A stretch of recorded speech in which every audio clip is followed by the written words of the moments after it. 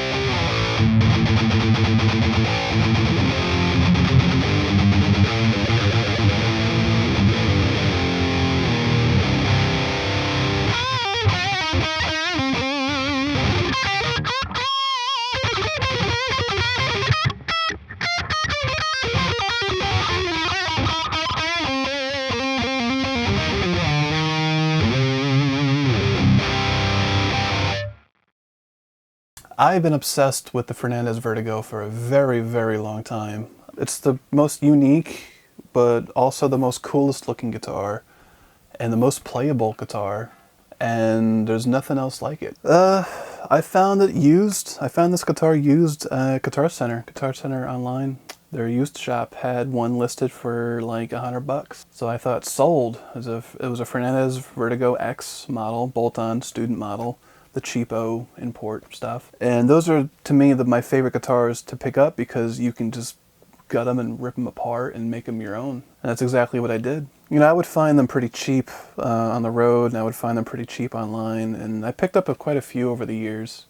And I did some crazy work to them, did some crazy, customizations to them. It really was my guitar for the longest time. I'm still obsessed with the Fernandes Vertigo, and I think there's no other guitar like it in the world.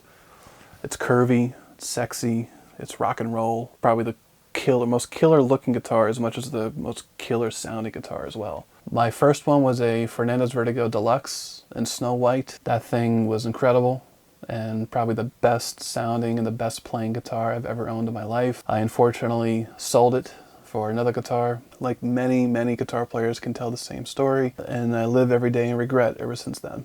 But I picked this up used at Guitar Center for about $100 online, and shipped to me.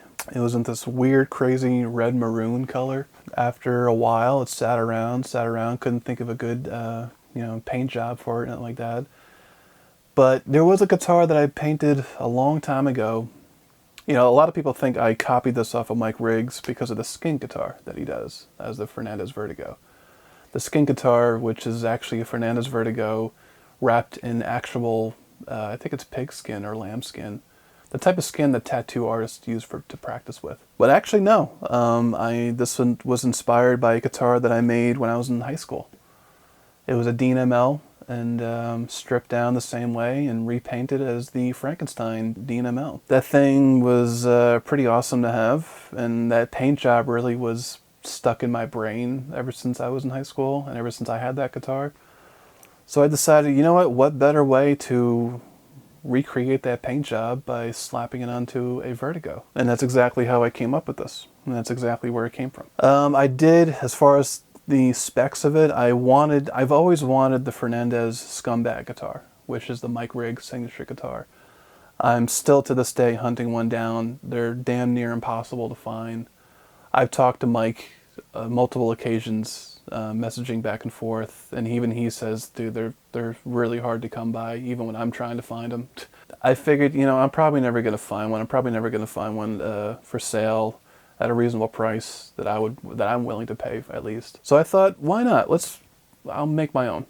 So the specs are his guitar. It's a Seymour Duncan full shred pickup, which sounds brutal as hell. He has a toggle switch for a kill switch on and off. I didn't want to go that far with it. I have one single volume pot, and next to it is a kill switch of the arcade style, which I think is pretty fun. You can get really creative with it, and it's really hard not to sound like Rage Against the Machine with it, but you do find some use for it, especially the rock, metal, thrash, gent, occasions. But this thing really kills. The paint is actually just a gray primer. I painted it red, obviously. Painted it red first, taped it, and then painted the whole thing gray on top of it. Pulled the tape off, and then, boom, you got red stripes. And then after that, I did the stitching and the binding all by hand with a black Sharpie. And I did it all throughout the body. I did it in the back of the headstock. And as far as the binding, I wanted some kind of binding because to me binding on a guitar gives it more depth, more eye-catching. And I wanted something that was really comic booky, sketch drawn, almost like a really rad, like crazy cartoon. So I went nuts with it, and then lo and behold, and then after that I threw it together, wired up the pickup, wired up the kill switch, threw some junk on it. The eye hooks, I've been using eye hooks for my entire career, my entire life, as strap locks. But that's it, and I called it a day, and this thing has been a workhorse for me. I've been using it for a long time, many records, many recordings, studio sessions. It's been my go-to guitar for writing, obviously. For this thing riffs, when you want heavy, like good rhythm tones, it's my go-to tool of choice. But yeah, this is my Fernandes Vertigo. I'm really happy with it. Out of all my Vertigos I had, this is the last one that I have, unfortunately. Through the many years of selling them off, trading them for other guitars, for other gear, blah blah, you know how it goes as a guitar player. But this is the one that I still kept because this one means a lot to me because it's my own. It's my own crazy paint job. It's my own crazy custom design. And it sounds and plays friggin' killer. So, thank you so much. And like and subscribe. And bye.